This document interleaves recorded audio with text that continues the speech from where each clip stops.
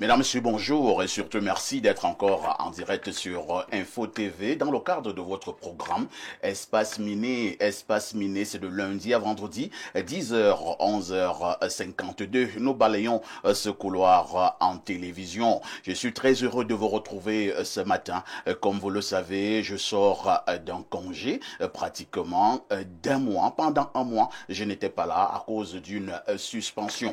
Je reprends donc ce matin très content de retrouver cette grande communauté des téléspectateurs à travers le monde. Espace Miné, c'est une autre manière de faire la télévision. Ce matin, nous vous réserverons encore de très grands moments de télévision. Et ce matin, on marquera un arrêt important, un arrêt majeur pour évoquer la situation ou alors le cas de l'échec d'un État. Lorsque nous parlons de l'échec d'un État, avez-vous l'impression que nous parlons là exclusivement de la responsabilité de celui qui dirige cet État? Le cas des pays africains nous intéressera de manière toute singulière.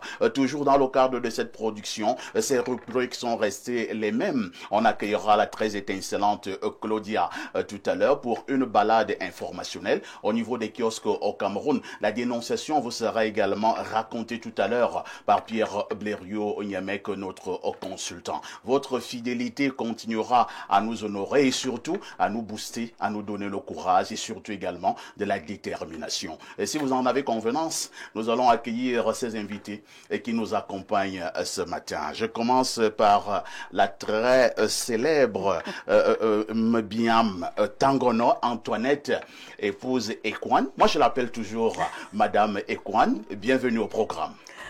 Merci, parfait. C'est avec beaucoup d'émotion que je vais te répondre aujourd'hui. Et surtout, vraiment, merci de m'avoir gratifié de cet honneur-là, de m'inviter pour ta reprise. Mais permets-moi, d'entrée de jeu, de saluer avec beaucoup de déférence le PDG de ce grand groupe. Un groupe résilient, parce que vous savez, nos entreprises privées ne vivent que dans la résilience. Alors, aller au-delà de 5 années de diffusion, et vous tenez la dragée haute, c'est vraiment... il faut lui dire merci. Je voudrais vous lancer un petit pic parce que vous descendez de la montagne. Moi aussi, j'ai fait 1 an de montagne. C'est quoi la montagne? Ce sont les religieux qui le savent. Quand on doit se retrouver avec soi-même, on va à la montagne et comme Jésus, on y passe du temps et on s'interroge sur soi-même. On revisite un peu notre action et on se projette sur... de nouveaux défis. Alors, vous l'avez fait et vous ressortez aussi beau et intelligent que comme si vous avez eu une queue de jouvence. Je voudrais saluer Blériot, non pas par sa pertinence, ou bien la justesse de ses mots, mais par sa fidélité. Même quand vous n'avez pas été là, je suivais Info TV et lui, je me demande où il prend cette énergie d'être là tous les jours et animer cette émission, même en votre absence, c'était toujours un régal. Je ne vais pas oublier celle qui, après l'intérim, quand vous étiez là, c'était vraiment... C'était vraiment un régal. Je voudrais atterrir en ayant une pensée particulière. Vous savez que nous sommes à la semaine du travailleur. Tout à fait. Je voudrais avoir une pensée particulière pour ces personnes-là qui sont dans le secteur informel.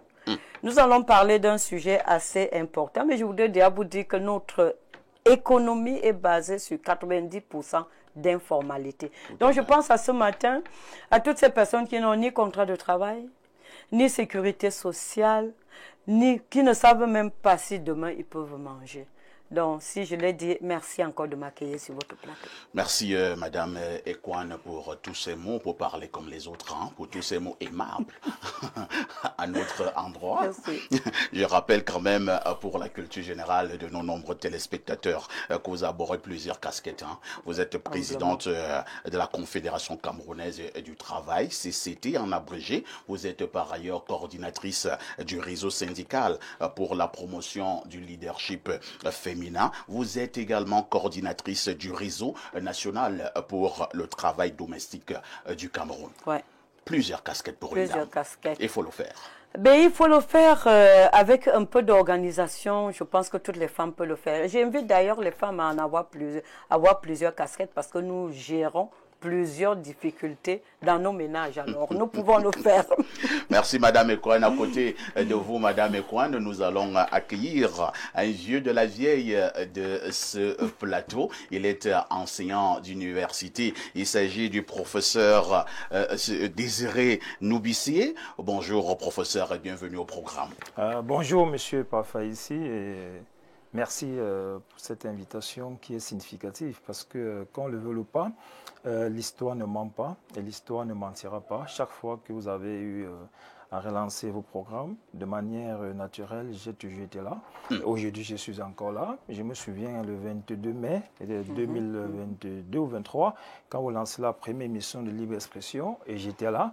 Et c'est ça, c'est ce que fait la nature. Merci beaucoup. Tout comme Madame Ekouane. Tout comme moi. Lorsque je lançais la première édition de Espace Miné, Madame Ekouane était là. Oh, merci beaucoup, franchement. Vous êtes mes poteaux. Merci beaucoup. Merci beaucoup. Ça nous va droit au cœur. Merci beaucoup. Drôle de coïncidence quand même. Moi-même, je n'ai pas prêté attention lorsque je vous invite. Merci beaucoup. Je profite La nature ne ment pas, comme il dit. Je profite rapidement pour souhaiter joyeux anniversaire à mon fils, Arthur Nathan, qui a 11 ans aujourd'hui. Et je me souhaite également à moi-même un anniversaire un peu spécial parce que 15 ans en arrière, c'était le 28 avril 2010 et j'ai défendu ma thèse doctorat à l'Université Lumière Lyon 2. Formidable. Drôle de coïncidence aujourd'hui. Bravo. Que d'événements. Bravo, professeur. Merci d'être là. Je souligne que vous êtes justement enseignant d'université, psychosociologue. Et on accueille en face de vous notre consultant. Lui, c'est Pierre Blériot, qui restera le digne-fils de Boumiébel, descendant de Omiobé. Pierre Blériot, bonjour et bienvenue au programme.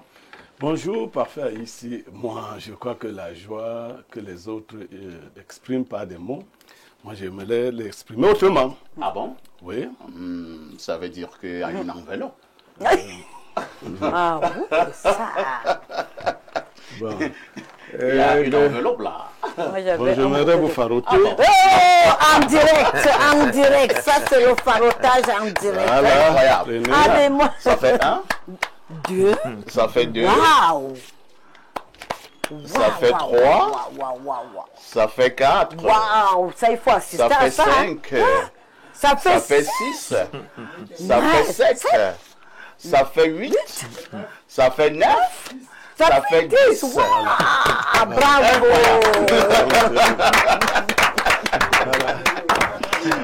Quelle surprise. Quelle surprise. Mais il ne manquait que le bouquet de Le fleurs. sac de modérateur est parodi. Il reprend du boulot. Voilà. Quand on accueille un sac, Un sac. j'ai vu ça chez les Nigérians, quand on accueille un roi, on ne parle pas seulement. Pierre Blériot, il faudrait que ce soit contagieux. Que ce soit contagieux. Je Non, souhaite ça, c'est que partout ailleurs, Voilà. que ça se contamine. Oui, que ça Voilà. se contamine. Tout à fait. Merci infiniment, Pierre Blériot. Ça fait 100 000 balles. Voilà. On ne peut pas cracher dessus. Non, pas du tout. Merci, Donc, Pierre Blériot. merci aussi, mon frère.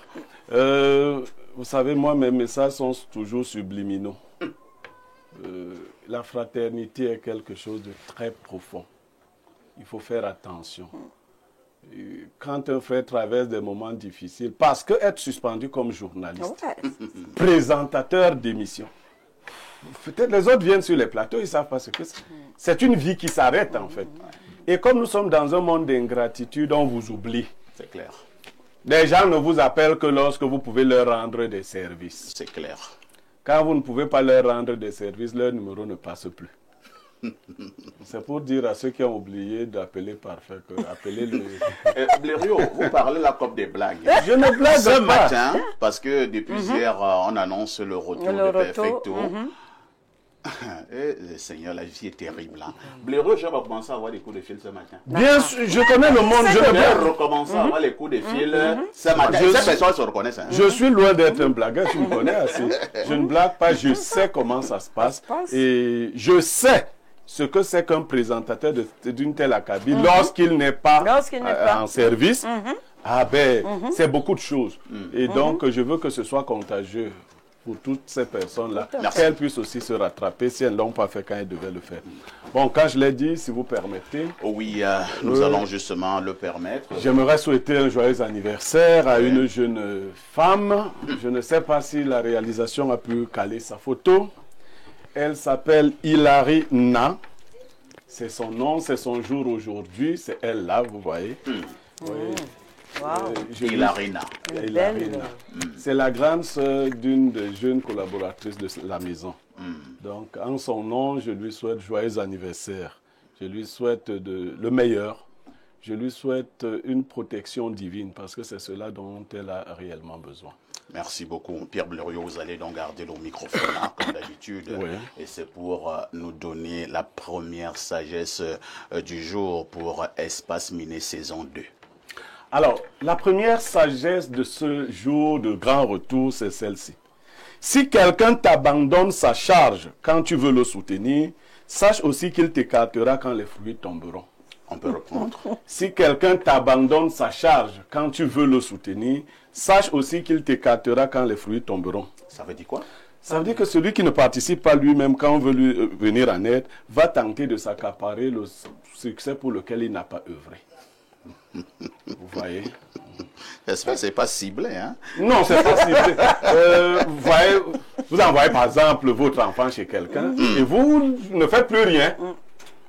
Mais observez que ce genre de parents, quand l'enfant l'a réussi, il rappelle vite que non, c'est mon enfant, bien que ce soit quelqu'un d'autre. Donc si vous voyez quelqu'un vous abandonner totalement sa charge, quand c'est vous qui le soutenez, faites bien attention, quand les fruits tomberont, il va vous écarter.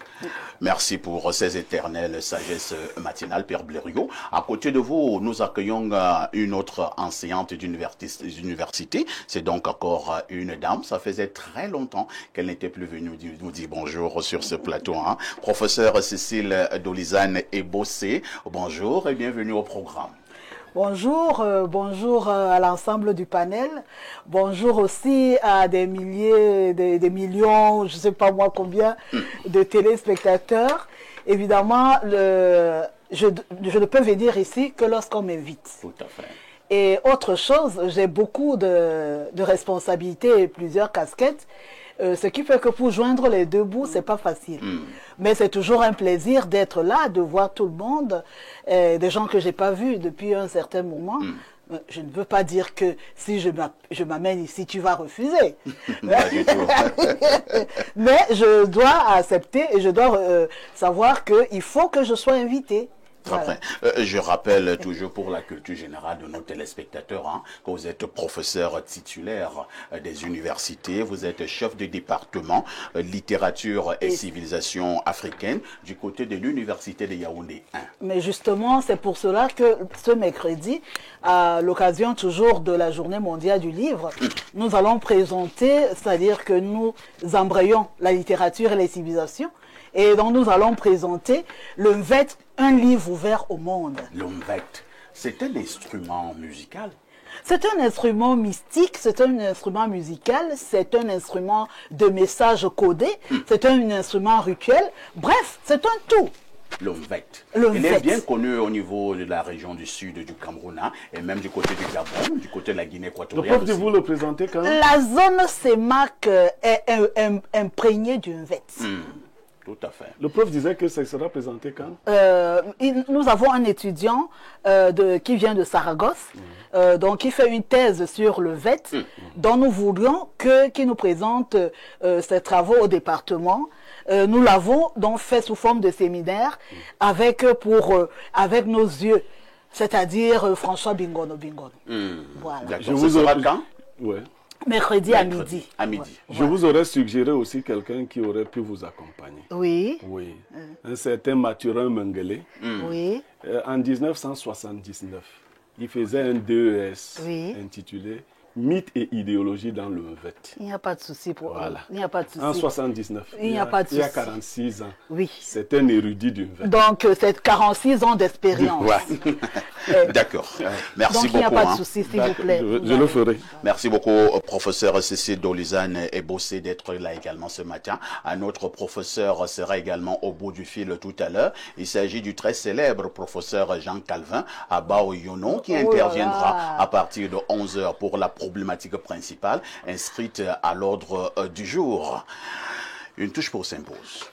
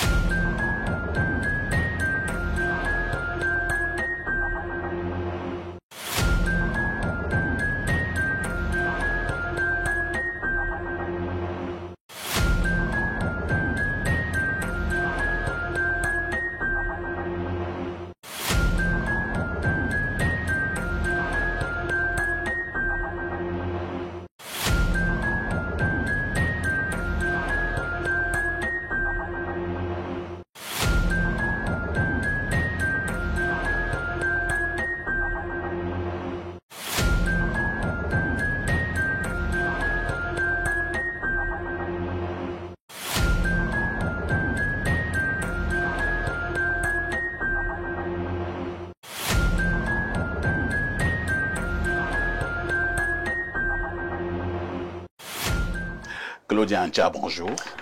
Bonjour à vous, Parfait ici, bienvenue, bienvenue, bienvenue à Parfait, bienvenue à Parfait, bienvenue Parfait à ici, vous nous avez tellement manqué.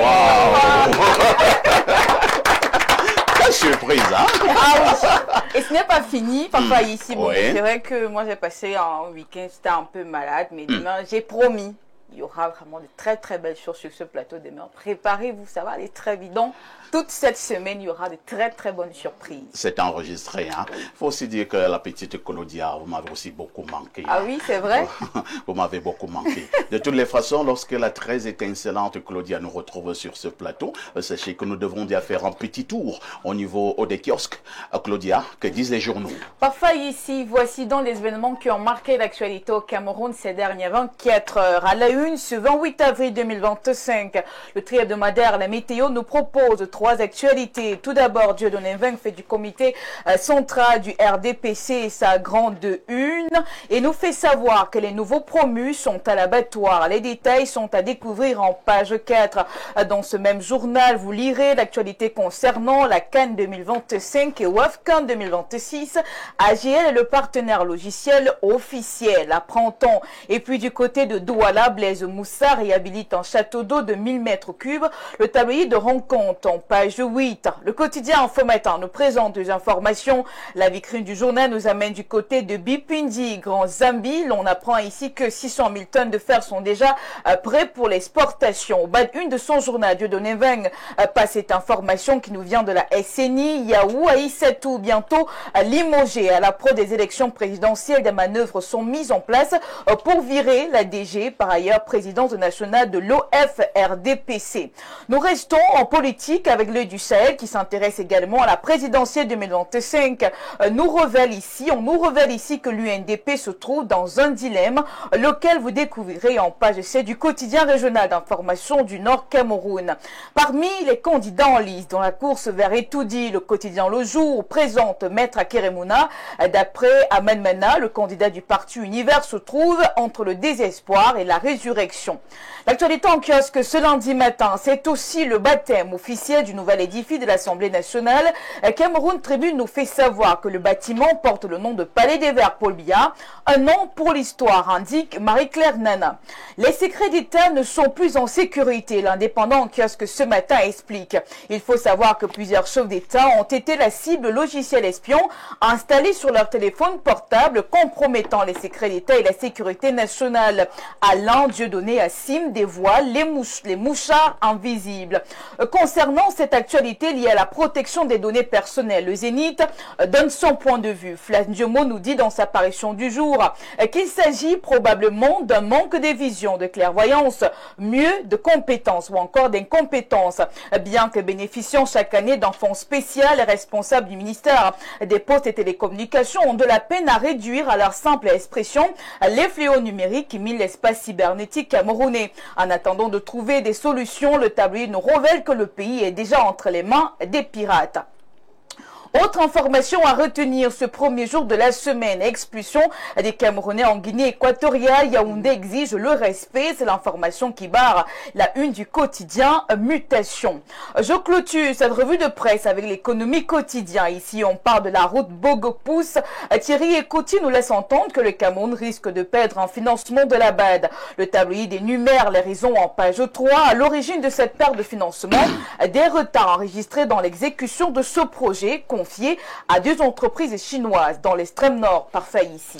Merci Claudia pour toutes ces actualités parues en kiosque au Cameroun. Oui. Comme d'habitude, je vous souhaite une excellente semaine. Merci à vous, Parfait ici. Excellente semaine à vous et surtout bonne suite d'émission. L'œil qui a vu doit être rincé. Vous n'allez pas quand même me laisser partir comme ça. Non, malheureusement pour ce jour, c'était l'œil d'un suspendu. Ou alors d'un ancien suspendu. Si tes yeux veulent être rincés, il faut que tu acceptes de te faire suspendre. D'accord. Mais je ne te le souhaite pas. Mais si c'est pour revenir en force et en forme comme ça et de recevoir des centaines de... Tu auras d'abord perdu combien? Ah, tu ne sais pas. Hein? Claudia? Oui, parfait. N'oublie jamais le conseil. Petite Claudia, tout ce qui brille n'est pas or. Ma petite, reste très très prudente. Attends ton faouta calmement. J'attends mon faouta. Merci beaucoup. Et il faut également dire au professeur Noubissi, à Madame Ekouane, sans oublier le professeur Ebossé, Pierre Bleu-Relu est naturellement au courant, au moment où je n'étais pas là, mais le programme Espace Miné a reçu un prix du côté de Douala, au niveau des awards, awards organisés par Best Talent Cameroun. L'événement a eu lieu du côté de l'hôtel La Falaise à Douala et le présentateur de l'émission était donc justement représenté pour recevoir ce prix. Vous avez les images en direct. C'était à Douala, je pense, le 18 avril dernier. Très grande cérémonie où l'émission Espace Miné a été reconnue comme étant l'émission préférée des téléspectateurs pour l'année 2024. Je le sais, mais le problème c'est que j'étais confuse, je sais pas. Je me suis demandé c'est le suspendu, je savais pas comment, je ne sais pas comment ça se manageait. Je me demande c'est le suspendu, pas suspendu, espace miné, parfait à ici, suspension. Vous êtes embrouillé. J'étais embrouillée. Non, c'est l'émission qui a été sacrée, meilleure émission, et donc on a invité le présentateur d'aller recevoir ce prix. Donc peut-être un petit mot, professeur Noubissi, pour ce prix que Espace Miné a reçu du côté de Douala il y a quelques jours. Merci beaucoup. Une fois le travail bien fait a été récompensé à sa juste valeur, et nous pensons que les résultats de ces débats quotidiens que vous menez ici avec vos invités se font déjà voir au niveau de la mentalité des Camerounais, au niveau de leur éducation. Moi, je pense qu'au jour d'aujourd'hui, vous avez fait quelque chose de spécial, c'est de toucher les gens là où ça fait parfois mal, là où ils sont dans des souffrances, là où ils sont dans des difficultés, des situations très complexes. C'est pourquoi c'est beaucoup regardé, c'est beaucoup suivi. Je vous ai fait une confidence une fois. J'ai fini un cours quelque part, et il y a un étudiant qui m'est venu vers moi, m'a dit, il ne vous connaît même pas, mais ils ont créé un fan club Parfait ici. C'est-à-dire qu'au-delà de votre notoriété, au-delà de la qualité de votre émission, vous êtes quelqu'un de bien, et cette reconnaissance-là ne va que de soi. Merci, professeur Noubissi. On passe aussi la parole à Madame Ekouane, qui est une fidèle, non seulement téléspectatrice, mais également panéliste de ce programme. Si le programme a été sacré meilleure émission, c'est parce qu'il y a également seulement des bons invités. Exactement, parfait. Si j'étais dehors, j'allais faire le... Mais permettez-moi de le faire parce que je suis une bonne Bien sûr. Bantou, une bonne Camerounaise. Non, plus sérieusement, je pense que c'est l'une des émissions qui a changé le mindset camerounais. Il y a beaucoup de choses qui ont évolué à partir de cette émission. Il y a beaucoup d'informations, il y a même des formations, parce que vous voyez, quand il y a la dénonciation, les commentaires sur la dénonciation éduquent Tout à fait. les ménages, éduquent les communautés et éduquent les familles. Je ne vais pas revenir sur les sujets, parce que le choix de certains de vos sujets sortent de l'ordinaire. Et vous réussissez toujours à attirer à... Il y en a qui aiment, il y en a qui n'aiment pas. Mais au moins, votre mérite, c'est de ne pas mettre tout le monde d'accord. C'est ça le mérite. De ne pas être tout le monde d'accord et que chacun se fasse sa propre idée sur ce que parce que vous n'êtes pas là pour rechercher l'unanimisme ou bien l'unité, mais vous posez sur la table des sujets qui obligent les Camerounais à sortir des bars et à réfléchir un peu. Très bien.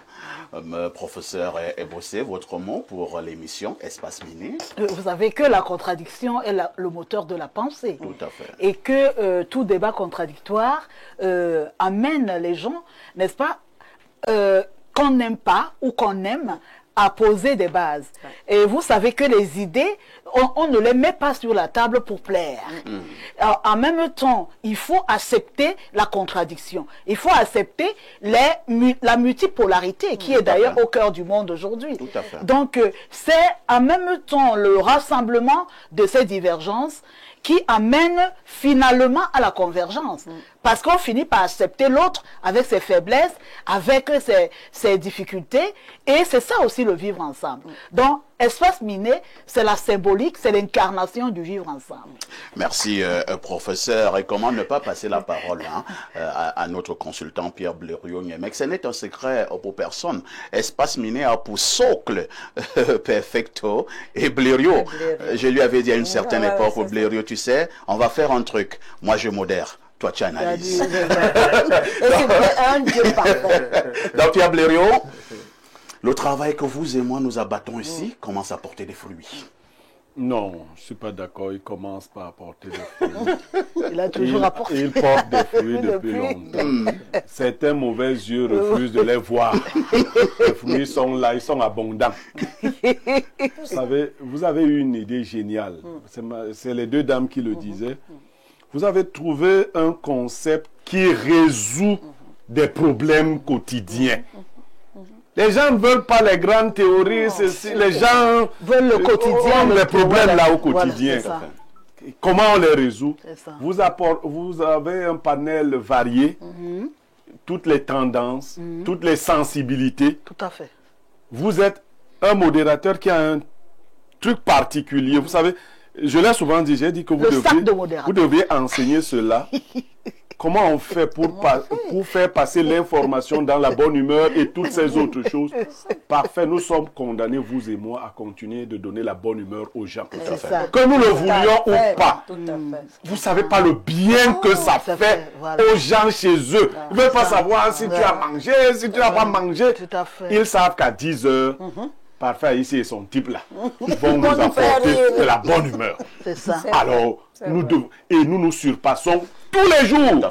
Quelquefois, c'est nos femmes qui refusent de faire l'amour avec nous, mais que nous soyons là et que ainsi de suite. Nous avons aussi les problèmes. Ce n'est pas comme si chez nous tout est rose. Pas du tout. Mais il faut venir ici et faire cela en télévision tous les jours. Je vous assure, et il y a une frange de la population camerounaise, surtout celle vivant dans la diaspora. Non, elle est fan à mourir. Maintenant, vous savez, il y a des petites intrigues là, liées à des replis identitaires et des problèmes personnels. Des problèmes personnels. Ça aussi, on fait le monde avec un tout. Il faut un peu tout pour faire un monde. Il nous faut aussi ce genre d'individus-là qui viennent nous charrier de temps en temps parce que nous pouvions tomber dans l'auto-glorification. Mais il n'y a personne qui nous contredit, il n'y a personne. Non. Mais en termes d'émission, vraiment, toute proportion gardée, même humblement, c'est l'émission que les autres 10-12 regardent. Oui. C'est-à-dire que quand quelqu'un est en train de faire son émission du 10-12, il est sur Espace Mini, dans son téléphone. Oui, parce que ça lui apporte... Et il récupère même. Oui, bien sûr, ça lui apporte du plaisir. Il ne faut pas le nier. c'est vrai. Moi, j'en connais plein. Voilà, donc c'est l'émission de l'heure. Notre temps finira aussi. C'est clair. Il y a un temps pour toute chose. Ouais. Mais pour le moment, Dieu nous a choisis pour aider les autres. Faisons Merci. notre travail. Merci Pierre. Ce n'est pas l'humilité, hein. Je n'ai rien à voir avec l'humilité. Donc les gens qui sont humbles, je dis ce que je vois. Non, mais là, c'est la vérité. Merci Pierre Blériot. Nous allons également dire merci pour cela, hein, parce que vous voyez Perfecto, vous voyez Pierre Blériot, mais il y a une formidable équipe qui soutient ce programme. Ce sont ces amis de l'ombre. Vous ne les voyez pas, mais grâce à eux, vous pouvez justement nous recevoir partout dans le monde. On dira merci à nos différents diffuseurs, merci à notre réalisateur Ben Valls, merci à nos maquilleuses, merci à nos caméramens qui abattent un travail énorme, merci à nos éclairagistes, à nos monteurs, bref, merci à toute cette grande équipe technique. Et pourquoi ne pas également dire merci au promoteur de ces business. C'est monsieur Dieudonné Mvan. Donc, c'est le promoteur d'Info TV. Merci également pour tout ce qu'il fait pour que ce programme reste debout. Lorsque nous avons dit cela, nous marquons encore une autre touche pause.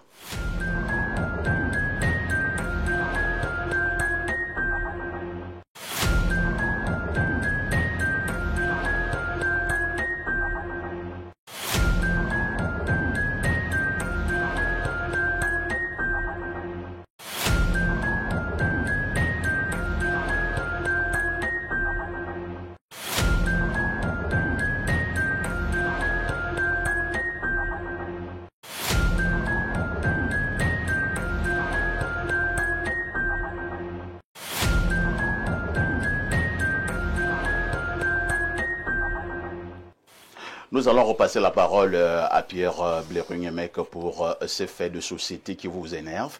Mais à notre niveau, nous avons le courage de le poser sur la table de débat. Il s'agit de la dénonciation de ce matin, Pierre Blériot. Alors, parfait, ici, la dénonciation de ce matin est un fait crucial. C'est la période des vaches grasses pour les grands arnaqueurs lorsqu'on organise les concours. Voilà. La période des vaches grasses. J'ai été saisi par un certain nombre de personnes. Pendant que je m'apprêtais à entrer en contact avec la personnalité, elle-même a fait un post hier soir ou ce matin. Madame la commissaire divisionnaire Minjom. La dame d'Odja, c'est le quatrième. Ekounou. C'est le quatrième. C'est le quatrième. Voilà, le quatrième. Entre Très autres, forte, hein, cette oui. dame. Alors, vous savez ce qu'un certain groupe d'arnaqueurs font? Non. On prend sa photo sur Facebook, ses photos en famille, et on organise des arnaques pour dire qu'elle a des places à donner, à vendre à la police. Je dis, c'est si bien monté que il y a beaucoup de victimes. Je prends seulement ce cas parce que ce cas m'a été rapporté et elle-même a fait un post. C'est la période des concours. Mais la dernière personne avec laquelle j'ai discuté hier, parfait ici, j'ai vu à quel point les Camerounais sont naïfs. C'est-à-dire que pour escroquer un Camerounais, il ne faut même pas être très intelligent. Ces deux, son frère et son fils sont à Ebolova. Et lui, il est en Occident. Il veut donc faire comme les Camerounais, c'est-à-dire trouver des places. Le concours. Il échange avec une dame qui dit être comme cette divisionnaire Minjom. Qui lui dit, bon, ce n'est pas à moi que tu vas remettre l'argent, je vais t'envoyer à la délégation générale rencontrer quelqu'un. D'accord. Ça semble déjà très correct, parce que tu vas aller quand même à la délégation générale. À la délégation générale, un individu arrive devant vous, vous êtes appelé par téléphone, et il est devant vous. Il n'est pas en tenue de policier. Il y a deux autres individus à côté qui disent mon principal. Donc il est. En fait, c'est un théâtre. Vous voyez ça? Donc il serait donc commissaire principal. Vous êtes donc déjà dans la NAS. Oui, en sécurité. Parce que vous êtes venu à la délégation générale de la sécurité. Mais vous n'êtes pas dans un bureau. C'est-à-dire que vous êtes en train de rencontrer l'individu en plein air. Dès qu'il disparaît, Si vous revenez à la délégation, on va vous demander, vous êtes entré dans ce bâtiment? Non. Vous étiez dans quel bureau? Vous dites, il est descendu d'en haut parce qu'il vous a dit au téléphone, je suis en haut, je descends. Alors qu'il était à côté. Il était à côté de vous. Je suis en haut, je descends. Vous avez donc décidé dans votre tête qu'il est en haut, il descend. Il est donc descendu. Il est arrivé à vous. Il est où? Et troisième niveau d'arnaque. Il vous donne un numéro sur lequel n'apparaît pas son nom. Sur lequel vous allez faire des transferts. Je lui demandais, mais attendez. Vous travaillez avec quelqu'un de sérieux. Il dit que lui s'appelle Metteur, par exemple. Mais il vous donne le numéro de Envom et Alice, à qui vous envoyez de l'argent. Le monsieur a envoyé 1 500 000. Incroyable. Oui, pour celui-là seulement. Alors, hier, nous travaillons, lui et moi. Je lui posais des questions. Ok. Tu accuses Madame la divisionnaire. Tu as déjà causé un jour avec Madame la divisionnaire. Il dit par message. Je dis, mais attends, tu es quand même de l'autre côté. Comment tu sais quand tu échanges par message avec quelqu'un que c'est lui? Bien de la personne. Comment tu sais? On fabrique les faux comptes Facebook et tout ça. On met les images. Comment tu sais? Donc, c'est la période des vaches grasses, c'est la période de la moisson pour les grands arnaqueurs. Et comme l'occasion s'y prête, c'est-à-dire que ces choses, semble-t-il, existent dans notre monde. C'est-à-dire qu'on achète les places. C'est ça. Parce que si on n'achetait pas les places, personne n'allait... l'arnaque ne serait pas possible. Mais comme il paraît qu'on peut acheter les places, la chose devient possible. Nous avons donc cette situation et qui s'attaque à des personnalités. Je crois que comme c'est la police qui est touchée en son cœur, qu'on va vite nous attraper ces arnaqueurs-là. Parce qu'elle est touchée dans... C'est l'une des rares femmes commissaires divisionnaires et gérant une unité de sécurité publique dans la ville de Yaoundé. Merci Blériot pour cette dénonciation très pertinente. On passe la parole au psychosociologue. Vous êtes là dans votre domaine. Pourquoi la société camerounaise, je vais parler comme au quartier, est devenue comme ça? Vous savez, nous ne sommes pas très surpris parce que les frustrations, la pauvreté, les difficultés quotidiennes ont parfois créé chez les individus la mise en place des structures de contournement. Et parmi ces structures-là, parmi ces stratégies, malheureusement, les Camerounais fonctionnent avec le slogan « Tout ce qui peut me donner de l'argent, je commence d'abord, j'ai fait d'abord, si ça peut me donner de l'argent. » Et je dis parfois à mes étudiants, rien que si tu dis à un Camerounais il voit le feu, et tu lui dis que derrière le feu, il y a 50 millions, il va te poser la question, je peux me soigner avec combien après avoir traversé le feu? C'est ça la posture du Cameroun aujourd'hui. C'est-à-dire, le Cameroun est dans une posture mentale un peu délabrée, un peu complexe et un peu dangereuse, parce que au jour d'aujourd'hui, être Camerounais, c'est un problème déjà. Ah bon? C'est un problème déjà, parce que on va peut-être le dire tout à l'heure quand on abordera le thème principal, mais être Camerounais, c'est un problème, parce que les Camerounais ont mis de côté tout ce qui est civisme, tout ce qui est moral. Et tout ce qui intéresse le Camerounais, c'est son gain, c'est son argent. Il est prêt à tout. Je vous assure que M. Blériot fait une dénonciation. Parmi les dénonciations, vous pouvez me rendre compte qu'il y a des dénonciations pour lesquelles les gens qui ont été arnaqués sont des vieilles personnes. C'est-à-dire qu'une vieille maman qui a même 80 ans et qui vous dit que mon fils, je n'ai que 1 million, si le gars va dire que donc, je vais te mettre ton fils, sachant pertinemment qu'il ne va rien faire. Je vous assure, c'est ça le niveau de mentalité aujourd'hui au Cameroun. Et au jour d'aujourd'hui, nous devons dire, avec l'évolution, avec l'intelligence artificielle, les stratégies sont devenues un peu plus que sophistiquées. Parce qu'au jour d'aujourd'hui, moi, j'ai vécu ça en examen.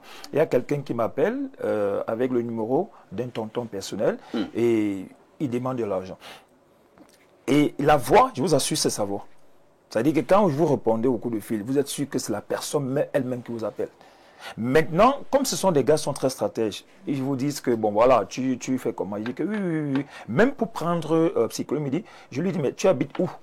Quand je lui ai posé 3 ou 4 questions, il a commencé à m'insulter. Bon, au jour d'aujourd'hui, avant de faire des transactions financières, mes chers frères, mes chers Camerounais, mes chers compatriotes, faites attention. Maintenant, le débat au fond, c'est que est-ce qu'on devrait encore monnaie pour des concours? Parce qu'il faut le dire, lorsqu'on a dit concours, c'est parce qu'on veut, on veut le mérite. On veut le mérite, on veut les meilleurs. Et parfois, lorsqu'on n'a pas la chance d'avoir ces meilleurs-là, ceux qui vont donner de l'argent pour entrer dans une école de formation sont ceux-là qui entrent avec des mentalités, ne pouvons pas changer les formes, ne pouvons pas changer les symboles. On a négocié pour moi. Pour que d'autres personnes entrent, ces personnes sont contraintes à passer par le même chemin et passer par la même stratégie, malheureusement. Merci. Professeur Cécile Dolizane est bossé. Je pense que Blériot a commencé à le relever tout à l'heure. Est-ce que nous ne devons pas être d'accord que si la pratique gagne en intensité, c'est probablement parce qu'effectivement, on donne de l'argent pour accéder à certains concours au Cameroun. On va parler là d'une affaire de millions. Et je pense il y a quelques mois, une affaire avait également éclaté. Ça concernait l'École nationale d'administration et de magistrature. Et entre un grand milliardaire au Cameroun qui avait versé, soit pour ses 2 enfants, une affaire de 40 ou 50 millions.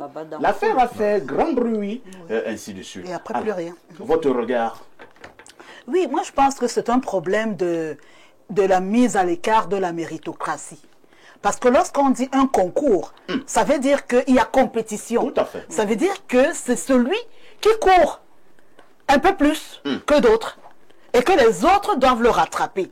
Quand on dit que concourir, écoutez, vous posez la question à la bonne personne, parce que moi, dans ma carrière aussi, j'étais athlète. Voilà. Donc, moi, ma spécialité, c'était la vitesse. Donc, l'affaire du concours, là, c'est la capacité d'aller le plus vite possible. Dans le starting block, vous êtes tous ensemble. Mais il faut regarder l'arrivée. Et ne pas regarder les pourtours. You must stay on the line. C'est ça. Donc, tout ça, il faut... Les gens, les étudiants ou les élèves ne préparent plus leur concours normalement, sereinement, en disant, il faut que j'arrive rapidement à l'arrivée. Donc, je travaille à fond la caisse pour 20. Et je table sur 20 et je vais arriver à 17 ou à 18. Ce qui est plus important pour eux, comme on parle au Cameroun, c'est de chercher le résultat. C'est de chercher les raccourcis, shortcut, comme nous disons en anglais, shortcut. Or, la recherche de la facilité, la recherche du raccourci, c'est ça qui détruit tout. Et il faut savoir que ça entraîne dans un système, un espèce de labyrinthe, comme mon collègue l'a dit tout à l'heure. C'est-à-dire, c'est la personne qui est venue par ses moyens détournés ne peut pas primer l'excellence. Puisque lui-même, pour avoir accès, il avait payé. Ça ne peut pas primer l'excellence. Mais le fond, heureusement, nous avons un psychologue qui est là. Moi, je suis civilisationniste. Et tu vas me poser la question, est-ce que c'est les atavismes africains? C'est la question que tu vas me poser. Je vais te répondre par non.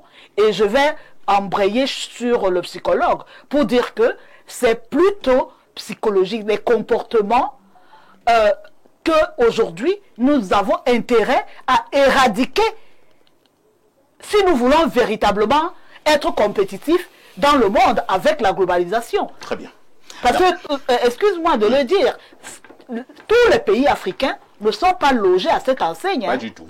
Donc, les pays qui sont en train de venir en force, là, c'est-à-dire le Sénégal, les pays d'Afrique australe et bientôt le Burkina et autres, si nous continuons à fonctionner dans ce registre-là, nous serons mis à nu. Merci, professeur. Madame Ekwan, on va parler comme au village, la police est dehors.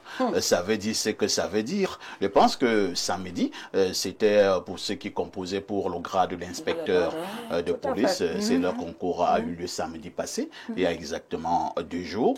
Je peux vous dire qu'à mon niveau, je ne sais même pas qui dit à ces personnes-là que moi aussi je suis une haute personnalité. On m'appelle, elle dit pour me dire que vraiment parfait, j'ai mon fils là, est-ce que tu ne peux pas nous aider? J'ai dit, aider à faire quoi? Et dit non, c'est pas... Et la personne, Blériot, la personne la première me dit, même si on demande quelque chose, viens en cause. Et il te dit, même si on demande quelque chose. Une mentalité corrompue. Je leur dis que vraiment, je ne suis pas policier. Je ne sais même pas comment ça se passe. On a dit que c'est un concours, alors qu'il a concourir pour parler comme le professeur est bossé. Mais qu'est-ce que nous devons faire pour mettre un terme? Parce que ça devient comme si c'était une mentalité. Oui, qui s'installe. Parfait, ici, la société camerounaise est malade. Il y a eu un colloque, j'oublie le nom de cette dame, elle est docteur, elle s'occupe de la santé mentale. Et les statistiques les statistiques ont démontré que les Camerounais atteignent un seuil critique de santé mentale. Ah bon? Oui, oui. C'est démontré. La santé mentale vient de quoi? Les frustrations. Le psychologue l'a dit. Les frustrations, les us et coutumes. Vous évoquez la police aujourd'hui, mais vous oubliez les 30% qu'on a évoqués aux finances. Vous oubliez les 10 millions qui sont à l'ENA. Vous oubliez. C'est-à-dire que c'est une pratique qui s'est installée dans les mentalités et a sclérosé les mentalités camerounaises. Et tout le monde est malade. Puisque si tu ne fais pas comme les autres, mais tant pis pour toi. C'est pour cela que nous voyons une évolution de la non-méritocratie. C'est-à-dire que nous sommes en train d'atteindre un seuil critique de poubelle, comme quelqu'un disait, de délabrement moral. De délabrement moral. Et j'aimais ce prêtre qui disait, je vais le paraphraser, les poubelles que nous voyons au Cameroun sont prophétiques, sont symptomatiques de ce qu'est la société camerounaise. C'était pas fort? Non, en plus on le voit. La poubelle c'est quoi? C'est-à-dire que même ce que la dénonciation de Blaireau démontre le degré de poubelle mentale. C'est ça. C'est la poubelle. C'est-à-dire que on ne réfléchit plus, on ne va plus vers la méritocratie, vers l'excellence. On n'a même plus la fierté d'être bon. Parce que quand tu es bon... C'est une fierté. C'est une fierté, mais il faut avoir peur. Parce que quand tu excelles quelque part, ceux qui n'excellent pas, tu deviens la cible. C'est clair. Tu deviens la cible. C'est clair. Donc il faut... Les bons préfèrent devenir bêtes pour se préserver. Et nous voyons ça dans nos administrations. Ne montre pas que tu connais. Oh là là. Ne montre pas que tu sais. Tu es bon, mais tu es obligé de jouer à la bête. Tu es obligé de jouer parce que la société malade, elle doit fonctionner comme ça. Donc, ce n'est pas seulement la police, ce n'est pas seulement la police, c'est la société qui a déjà des tas et des avatars. Si on ne fait pas, comme le professeur le dit, si on ne fait pas attention, quelle sera l'identité camerounaise? Merci Madame Ekouane. Pierre Blériot-Nyemek, vous l'avez déjà fait, nous le réitérons. Hein. Il faut d'abord que l'honneur de Madame le commissaire divisionnaire, que je connais un tout petit peu, c'est pas une amie, hein, mais je la vois toujours au niveau de la voie publique elle-même. Parce que je vous dis que c'est une travailleuse. Elle est comme un homme. Hein. Elle est très active. Elle est un homme. Une fois même sur la voie publique, on a eu un petit malentendu, mais elle me parlait avec fermeté. À l'époque, on n'était même pas encore divisionnaire. Alors, Pierre Blériot, ça devient quand même compliqué. Hein? À un moment donné, dans des quartiers, dans des maisons, vous suivez et on vous dit que pour tel concours, c'est 3 millions. Pour l'autre, c'est 5 millions. Pour l'autre, c'est 10 millions. Vous posez la question, on parle du Cameroun ou bien on parle d'un pays qui... Blériot, est-ce que c'est encore possible de résoudre ce problème, cette affaire d'accès aux concours administratifs où il faut donner de l'argent? Bon, parfait. C'est bien de m'avoir posé cette question-là. Je le dis ces derniers temps, je serai candidat à l'élection présidentielle de 2032. Je ne fais pas ça comme une boutade. Mais je vous dis aussi qu'avec le système actuel, quel que soit l'homme qui arrive là, si c'est ce système qui est maintenu, il y aura ce phénomène. Oui. Vous comprenez? C'est vrai. Cet argent qui se donne est comme une sorte de tamis. C'est pour cela que vous voyez que les montants ne font que grimper. Tout à fait. C'est une sorte de tamis. Pourquoi? L'État a absorbé, a rassemblé toutes les attractions. Tout le monde veut entrer dans un établissement public. Public pour voler de l'argent. Il faut donc être policier, il faut être magistrat, il faut... Aux impôts. La solution, c'est de libérer l'emploi. De faire ce qu'ils ont appelé la décentralisation. Parce que si vous avez 5 millions de jeunes gens qui cherchent l'emploi. Avec un État qui peut donner des places à 300 000 personnes. Comment on va faire pour les choisir? Parce que si nous partons même sur la base du mérite dont nous parlons tous ici, on va déboucher à une guerre civile. Actuellement, dans l'état actuel. C'est-à-dire, ce n'est pas pour justifier la corruption. Parce que quelqu'un peut vouloir être politicien, il ment. Qu'il faut changer ce système sur lui-même. Il faut que l'attraction des gens aille ailleurs. Tant que tout le monde voudra être sous-préfet, voudra aller... Quand vous voyez tous les gars qui s'enfoncent vers soi là, Douala, droit, tout le monde. Si vous leur demandez combien de places on prend à l'ENAM par an, voilà les profs d'université. Vous avez combien d'étudiants qui s'enfoncent en droit? Est-ce que vous leur dites au début de l'année que mes frères, mes enfants, vous êtes 30 000 pour 120 places. Mais vous êtes 30 000. Vous êtes 30 000. On veut 120 places. Ça veut dire que si on prend seulement votre promotion, divisé par 120 places, il vous faudra 27 ans. C'est-à-dire que vous comprenez. Donc vous n'allez pas travailler, vous n'irez pas à l'ENAM. Donc il y a déjà une bonne partie de morts parmi vous. C'est-à-dire les gens qui n'iront pas à l'ENAM. C'est qu'il faut donc changer le mindset. Il faut que les gens aillent faire des choses qui les rendent dignes sans qu'ils aient à envier. Et que ces choses-là donc se réduisent. Parfait, si on a 1000 candidats à l'ENAM pour 120 places, on peut envisager la compétition. On peut, professeur, envisager. Mais on ne peut pas avoir 40 000 candidats pour 120 places. Et on commence ça comment? Même si vous cherchez le mérite là, il y aura au moins 3 000 méritants. Sur 40 000. Vous commencez à chercher le mérite du mérite. Oui, c'est bien. Donc en fait, l'État est coincé.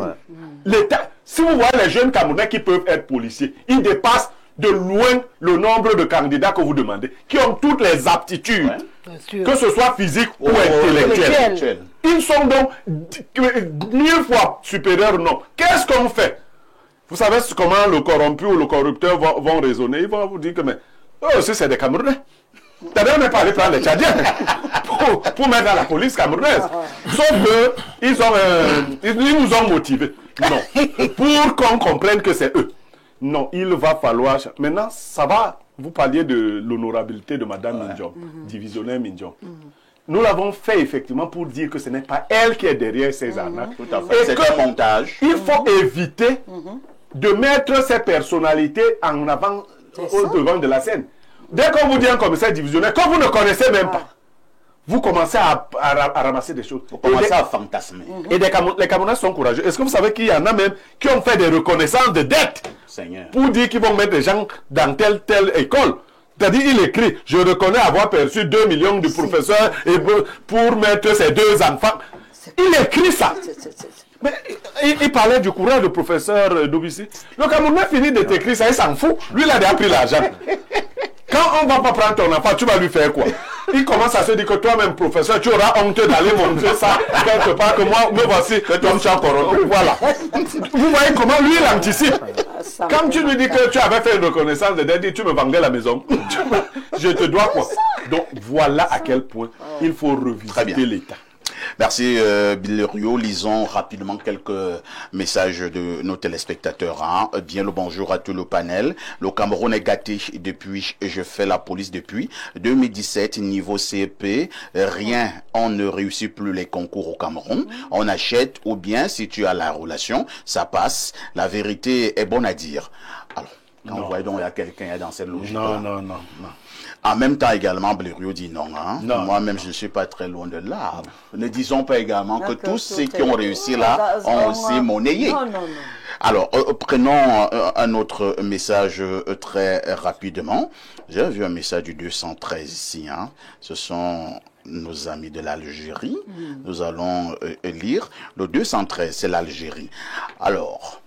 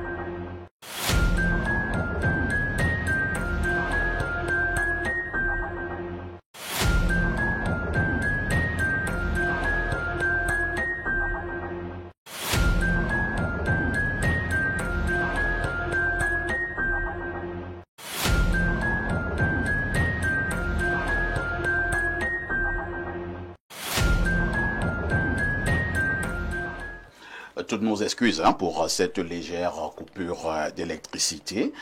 Eneo a fait ce qu'il sait faire le plus. Nous fonctionnons maintenant avec notre générateur. Alors, nous devons lire un message du 213 de l'Algérie. Bonjour, perfecto. Le fantôme est le nez de nouveau de la modération. Il faut aussi préciser qu'après avoir demandé de l'argent pour obtenir le concours, une fois que tu as obtenu ce concours, on te demande de baisser la culotte et de ramasser le stylo. Non. Je ne sais pas de quoi vous parlez. Voilà pourquoi certains fonctionnaires et certaines forces de l'ordre sont violentes et barbares. Quand ils pensent à la derrière qu'on a bousillé, et ils voient en face d'eux des citoyens comme nous qui ont la derrière en bonne forme. Ça n'engage. Peut-être que ça se passe en Algérie. Mais au Cameroun, non. Alors, prenons d'autres messages. Alors, que dit ce message? Bonjour, Espace Miné, et à votre magnifique panel avec ses mamans, toutes belles au verbe fleurial. Juste pour donner des cœurs à Monsieur Blériot pour sa magnifique intervention concernant la dénonciation. C'est vraiment un sage. Rendez-vous en 2032. C'est Cédric, depuis Yaoundé. Donc vous avez un premier vote. Oui, j'ai beaucoup de partisans. Autre message, bonjour parfait, ici le sac de modérateur et bon retour, votre absence s'est ressentie. Il faut aussi, d'accord, c'est Hermana depuis et Mwamba qui envoie le message. Autre message ce jour. Bonjour parfait ici. Je suis très d'accord avec l'intervention du professeur Ebossé. La méritocratie n'existe plus au Cameroun. Les dirigeants camerounais passent leur temps à se moquer des jeunes Camerounais qui ont fréquenté, comme pour dire le réseautage gombotique a embrassé la scène politique au Cameroun. Autre préoccupation ce jour, nous prenons rapidement cette intervention. Que dit le téléspectateur? Bonjour à vous sur le plateau. Bon retour à Parfait Haïti. Notre pays est pourri. Le système est faux et nul. Merci d'avoir invité ces sages et éminents enseignants. Sauf que tu risques encore d'être sanctionné. Les gens n'aiment pas ce genre de sujet. Oh, je t'ai averti. C'est Père Georges Diogras qui envoie le message. Ah, qui est mon père. Je sors d'une suspension. Vous voulez encore me suspendre? Bonjour Espace Miné. Pour la dénonciation, le régime de ce pays a cultivé une mauvaise mentalité sur la tête de tous les Camerounais. Désolé, rendez-vous en octobre. C'est Daniel depuis Douala qui envoie ce message. On va lire peut-être 2 ou 3 dernières préoccupations. C'est une pluie de messages comme d'habitude. Que dit ce téléspectateur? Bienvenue à toi, cher parfait Haïti. L'étoile absente enfin retrouvée. Qu'un mois peut sembler long quand l'âme d'une émission s'absente. Certes, la vaillante Viviane Andrea a tenu le cap, chapeau bas à elle, mais force est de constater que ton absence, grand frère, laissait dans nos écrans un vide que même les meilleures intentions ne pouvaient combler. Espace Miné sans parfait ici, c'est comme une nuit sans lune, un match sans but, un dolé sans sel. Moi, je mange régulièrement. Tu nous as cruellement manqué, toi et cette alchimie unique que tu partages avec Pierre Blériot-Niemek, cette complicité qui transforme le débat en ballet, la polémique en poésie et l'information en véritable spectacle. Mais aujourd'hui, oui, aujourd'hui, le cercle est complet à nouveau. Ton retour sonne comme une renaissance. Pour nous, fidèles téléspectateurs affamés de ta verve, pour l'émission qui retrouve son équilibre, pour le paysage médiatique camerounais et qui a tant besoin de cette voix comme la tienne. Alors, permets-nous ces cris du cœur. Jamais une absence n'aura autant fait apprécier une présence. Et que cette parenthèse fermée ne soit que le prélude et des émissions encore plus mémorables. Le public a soif. Et toi, cher grand frère, tu as manifestement la gourde pleine de ton talent habituel. Bienvenue à la maison, maestro. Merci. Bien dit, oh vraiment. Merci. Message très émouvant. Allons au plus 39. Il s'agit là de l'Italie. Que dit le téléspectateur de l'Italie? Il dit simplement bonjour, cher grand frère. On vous dit que les gens arnaquent les autres pour avoir un concours. Toi, tu ne dis rien. Alors, ce message du plus 33, c'est la France. Bonjour et bonne semaine à tout le panel. Hyper content de retrouver le Dieu parfait et Blériot. Je n'ai rien dit, mais le menuisier demeure le tuteur du meuble. Bon retour à parfait. C'est monsieur Bané Gilbert depuis les Essarts, le roi en France. Wow.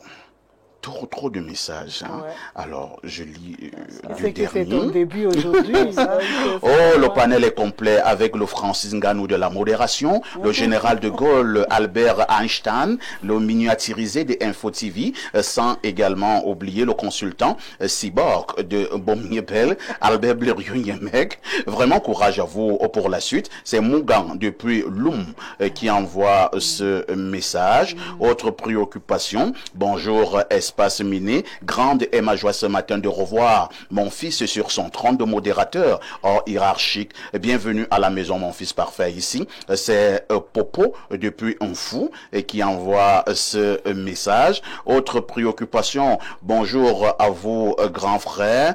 Tout mon soutien, vraiment je suis fier de vous revoir. Et ce que je viens de voir en direct, le farotage.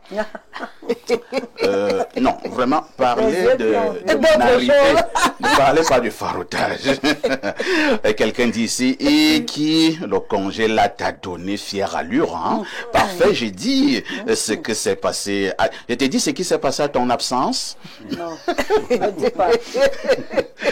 Il dit ceci, Blériot était nerveux et triste la première semaine. Viviane n'avait pas le punch les 2 premiers jours, mais après elle a assuré. Claudia est devenue plus jolie et elle a pris un peu de kilos. En tout cas, je m'arrête là pour aujourd'hui. Tu nous as manqué, grand sac de modérateur. C'est Mireille depuis Onkwaban qui envoie ce message.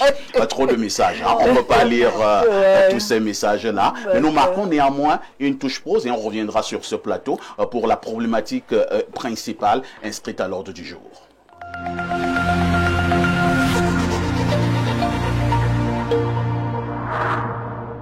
L'excellence hôtelière au service de votre confort. Avec 10 ans d'expérience dans l'hôtellerie, Prodige Hôtel est devenu une référence en matière d'hospitalité et de confort. Depuis 4 ans consécutifs, le ministère du Tourisme et des Loisirs l'a élu meilleur hôtel de son département et dans sa catégorie, une distinction qui témoigne de sa passion pour l'hospitalité, de son service exceptionnel et de l'expérience inoubliable qu'il offre à ses invités. Situé à Kolafamba sur la route de Yaoundé-Mfou, à 10 mètres du collège Permonti, Prodige Hôtel vous propose 60 chambres luxueuses alliant confort et raffinement, équipées pour garantir un séjour agréable.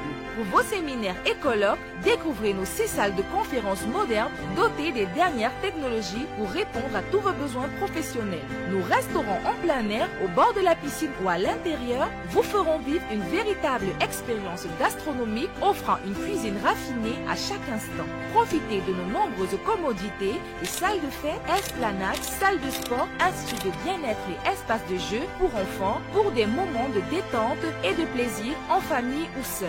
Prodige Hôtel, là où l'excellence devient une tradition, n'attendez plus, offrez-vous l'excellence, contactez-nous. Prodige Hôtel, votre bien-être, notre raison d'être. Bienvenue à la 10e édition de SARCA, le Salon africain de la relation client et des centres d'appel. Cette année, nous plongeons dans le thème Intelligence artificielle et expérience client. L'Afrique s'engage. Imaginez un futur où l'intelligence artificielle révolutionne le service client. Il y aura des expositions, conférences et formations. Rejoignez-nous pour célébrer cette évolution au SARCA du 23 au 25 avril 2025 à l'hôtel Aqua Palace Douala. Soyez acteurs du changement. Vous rêvez d'un environnement de travail propre, sain et agréable pour vos équipes et vos clients? Vous recherchez un partenaire fiable, reconnu pour son professionnalisme dans le nettoyage de locaux? Béthane Cleaning Services, c'est l'exigence de qualité, la rigueur et la confiance depuis plusieurs années. Spécialiste de la propreté industrielle pour PME et grandes entreprises, notre équipe certifiée reste à l'écoute de vos besoins, quel que soit votre secteur d'activité. Nous vous proposons une gamme complète de prestations, entretien régulier de vos bureaux, nettoyage de fin de chantier, traitement des sols et des tissus, entretien des espaces verts, recyclage des déchets et nettoyage des vitres à l'eau pure. Une technique innovante et certifiée. Avec Béthane Cleaning Services, vous avez l'assurance d'un lieu de travail confortable, propre et respectueux de vos exigences. Appelez le 657 86 38 56.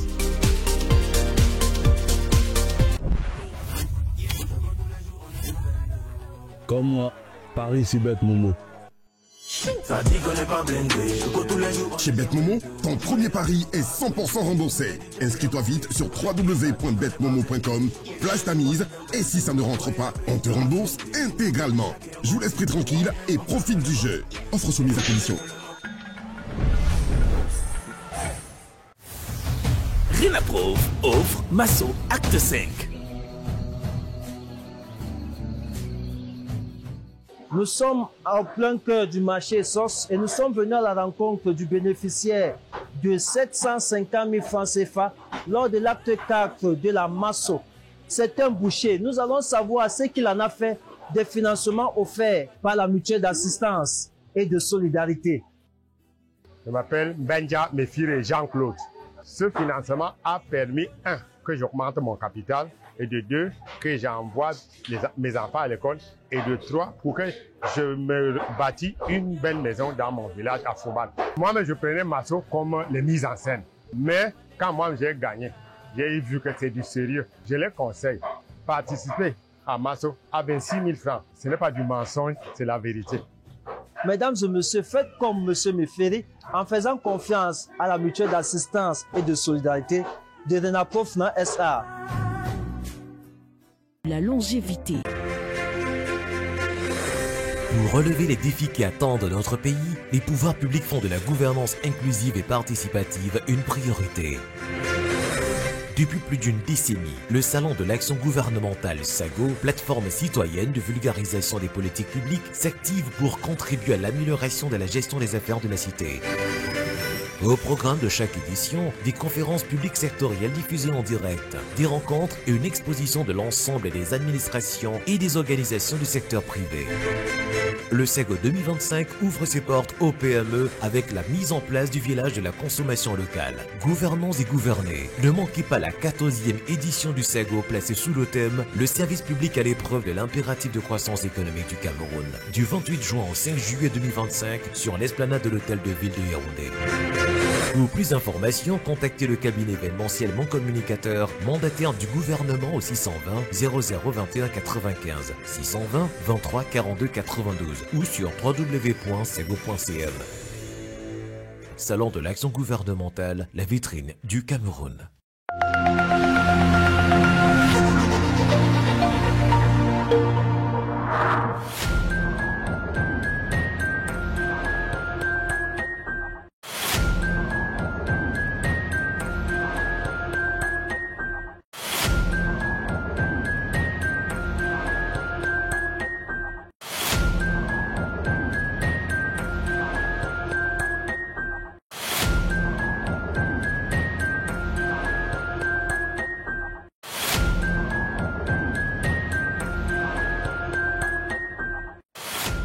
Si vous nous retrouvez à l'instant, vous avez fait le meilleur choix, c'est celui d'être en direct sur Info TV et surtout de regarder votre programme Espace Miné, 10h, 11h52 ce matin. Nous vous le disions en ouverture, nous marquons un arrêt important pour évoquer la situation ayant trait à l'échec ou alors à la réussite d'un État. Une question, l'échec d'un État est-il exclusivement de la responsabilité de celui qui dirige cet État? C'est la question que nous posons ce matin. Et nous allons commencer par avoir le regard du professeur Ebossé.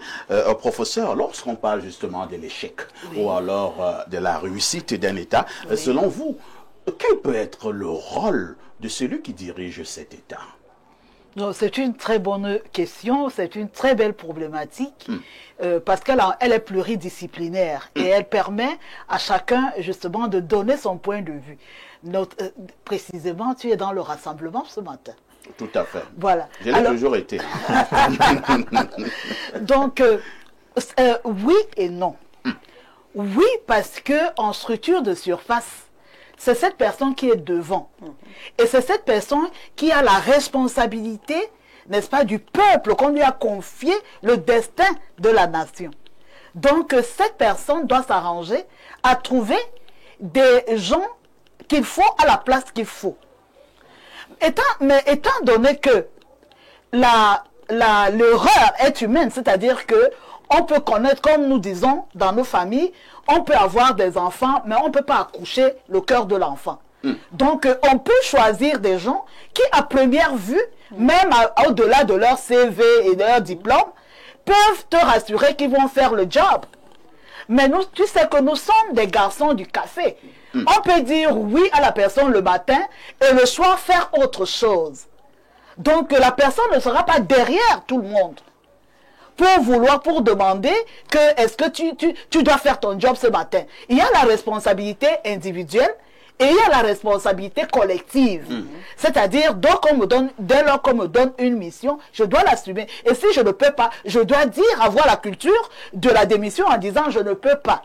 La culture de la démission. Oui, c'est-à-dire pouvoir dire. En Afrique, ça existe. Je ne sais pas, mais toi, tu m'as invité ici pour parler de la science. Tu m'as pas dit pour parler des cas par cas.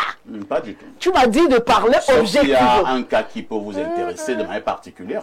Non, moi je suis là pour être froide. Ah, d'accord. Je suis froide dans ce que je fais.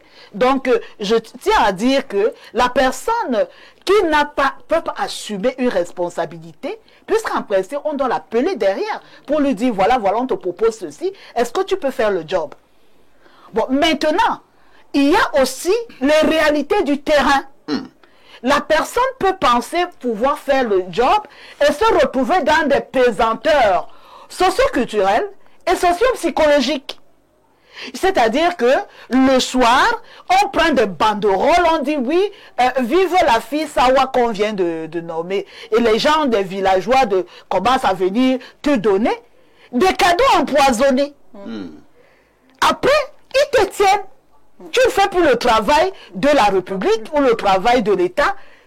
Mais tu dois maintenant t'accrocher sur tous ces villageois-là qui viendront te dire que oui, quand tu es arrivé, on t'a fait ci, on t'a fait ci. Nous, la communauté de Ngodi, nous avons 3-4 personnes. Il faut absolument que cette communauté... On doit avoir tel nombre de places. Donc ça, c'est des méthodes villageoises qui n'ont rien à voir avec la République dans un pays. Des méthodes villageoises. Oui, c'est des méthodes villageoises. Les gens de Ngodi ne doivent pas venir me harceler. Ils écoutent l'émission, hein, les gens de Ngodi. Oui, les gens de Ngodi doivent rester là-bas, attendre de faire les concours normalement. Donc, c'est pour cela que la question là est pertinente. C'est pour ça que la question de est pertinente. Donc, je conclus donc en disant ceci. Je ne vais pas aller monopoliser la parole, même s'il y a beaucoup de choses à dire là-dedans. Je conclus en disant que, étant donné que il y a celui qui a le bâton du commandement, donc cette personne doit être à même, n'est-ce pas, de jongler entre la carotte d'un côté et le bâton dans l'autre. Parce que à tout compte fait, après tout, on a beau tourner, il est bien, mais ce sont ses entourages. Non, c'est à lui qu'on va demander à la fin. Les comptes, c'est lui. Le bilan, c'est lui. Donc, la personne doit savoir comment jongler la carotte et le bâton. Très bien. Voilà, merci. Professeur Claude Désiré Noubissier, et comme le professeur Ebo s'est dit tout à l'heure, elle est dans la science. Hein. Bon, maintenant, comme elle est dans la science, moi aussi, j'utilise dans les termes de la science. Il y a deux thèses qui s'affrontent. Il y a une thèse qui pense, comme elle vient de le dire, que de toutes les façons, c'est toi que nous avons voté. C'est toi le chef de l'État, et donc, si l'État tombe, c'est à toi que nous demandons des comptes. Maintenant, il y a une autre thèse également. Celle-là, nous l'avons suivie dans certains autres pays, hein, que j'ai oublié volontairement le nom, où on dit que non, le chef est bon, mais c'est son entourage qui a gâté le pays. Vous voyez, donc les deux thèses s'affrontent. On peut dire que si le pays tombe, l'entourage a une grande part de responsabilité. Alors, pour rester dans la science, vous vous situez à quel niveau? Je reste également dans la science. Et je commence d'abord par définir ce que c'est que un régime politique. Et le régime qui est le plus vulgarisé est celui de la démocratie. Alors, qu'est-ce que c'est que la démocratie? C'est le gouvernement du peuple, par le peuple et pour le peuple. C'est-à-dire que ça commence d'abord par le peuple.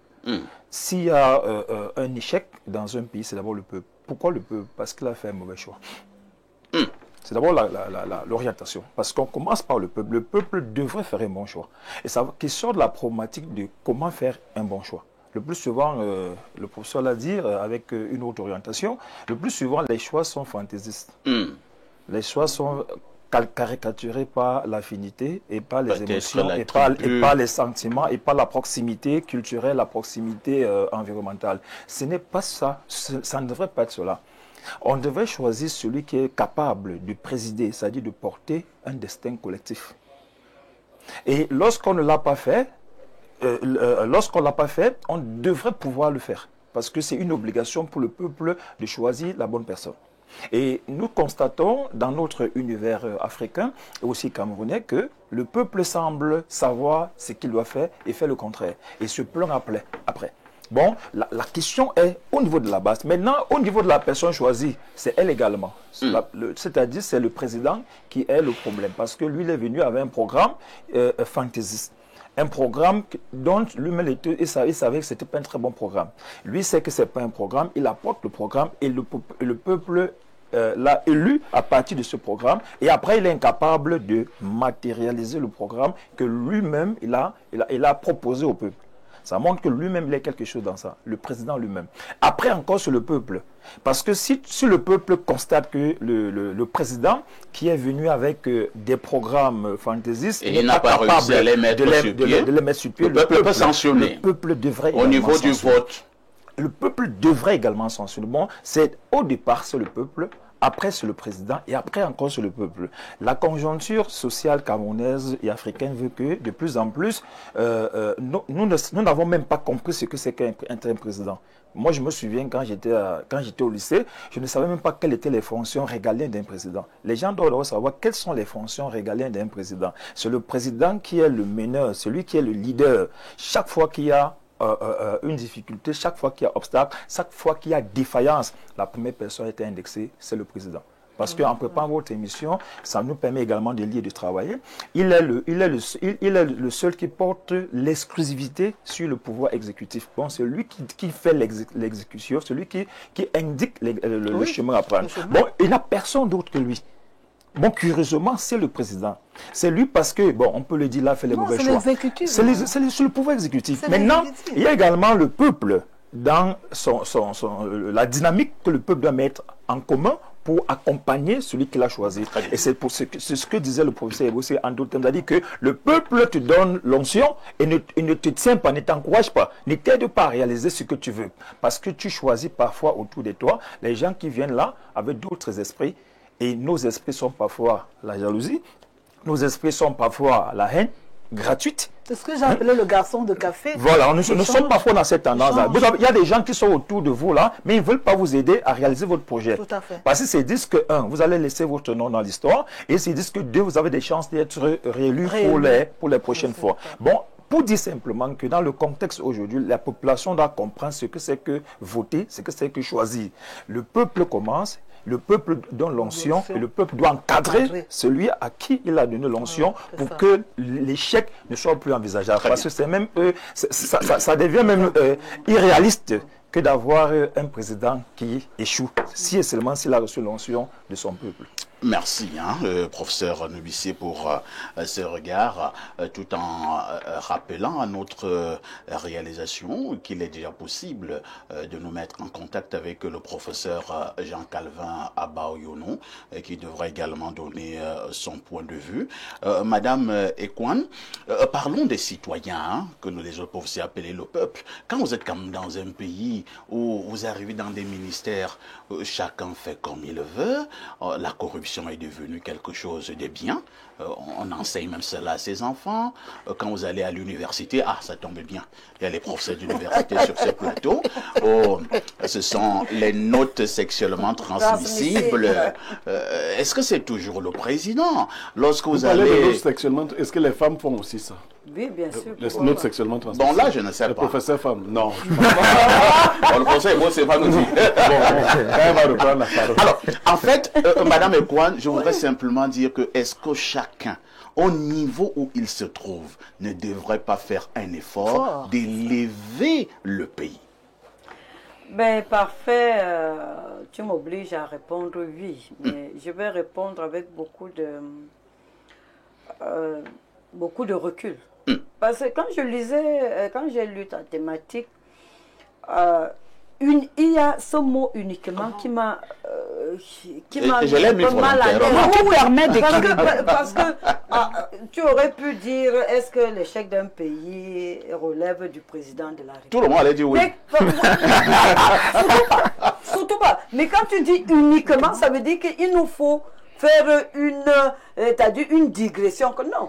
En fait, tu as répondu à la question que l'échec ne relève pas uniquement du président. Et c'est là où interviennent les professeurs pour dire que oui, le peuple est aussi en partie responsable de l'échec de l'œuvre. Parce qu'en fait, qui porte l'œuvre?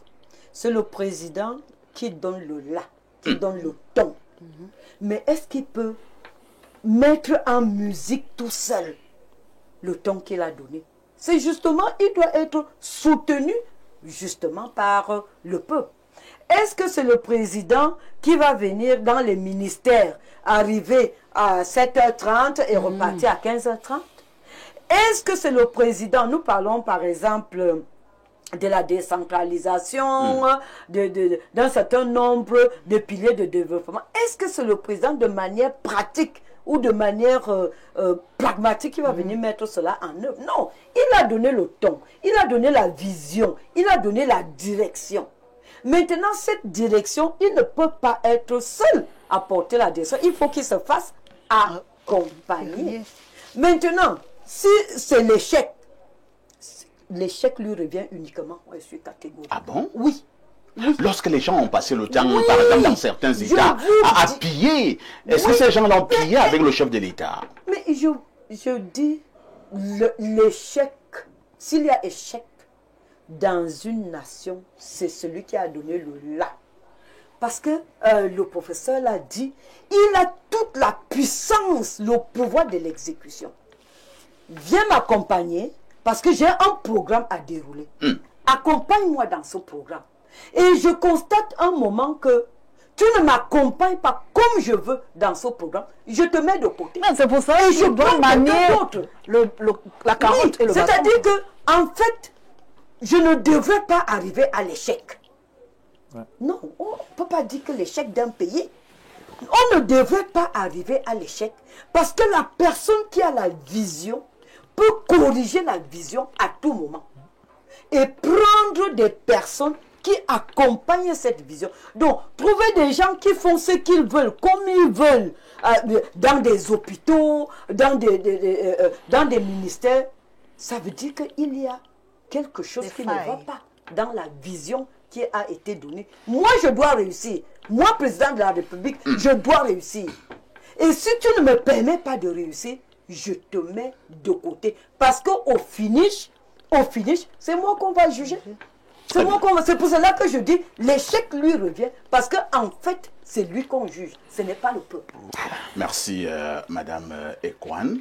C'est le président que l'on juge, mais ce n'est pas le peuple. Entre-temps, quand même, Pierre Blériot-Niemek, vous avez beau être le plus fort du monde, mais vous devez vous faire accompagner. Si vous avez été accompagné par les mauvaises personnes, il y a le professeur Nubissi qui disait même tout à l'heure que certaines personnes sont à côté de vous pour vous aider à tomber. C'est ça le garçon de café. Le matin, il tient un discours, le soir, il fait un autre chose. Oui. Alors, est-ce qu'il peut aussi arriver qu'un chef de l'État a été mal accompagné et finalement il y a échec? Ça peut arriver? Oh, parfait. Ici, quand vous écoutez une analyse, les belles analyses qu'on a écoutées jusque-là, oui, vous vous demandez, est-ce qu'on peut dire le contraire et que ce soit aussi beau? Oui. On peut dire le contraire et ce sera beau. Et je vais vous étonner, je vais dire exactement le contraire. Je n'attribue aucune responsabilité au président dans l'échec d'un peuple. Si vous prenons les pays africains, si vous prenez Bongo, qui était au Gabon, vous le mettez président des États-Unis, les États-Unis ne vont pas tomber. Si vous prenez Biden, vous le mettez président du Gabon, le Gabon va rester comme il est. Vous comprenez ce que je veux dire? Je comprends. Si Paul Biya est le président de la France ne va pas tomber. Si Macron est le président du Cameroun, on sera comme ça. Qu'est-ce que je veux dire? Vous n'allez pas changer un mauvais peuple. Le peuple choisit les gens qui lui ressemblent. Dans les emplois, partout où vous êtes, les gens... Vous avez dit que c'est la démocratie, non? C'est-à-dire le peuple envoie son choix vers la personne avec laquelle il vibre. C'est comme une femme qui choisit un mari. Vous allez choisir un mari parce qu'il est beau de visage. Après, vous cherchez quelqu'un qui est fort au lit. Qu'est-ce qui vous a dit que c'était la même chose? Qui vous a dit que c'était la même chose?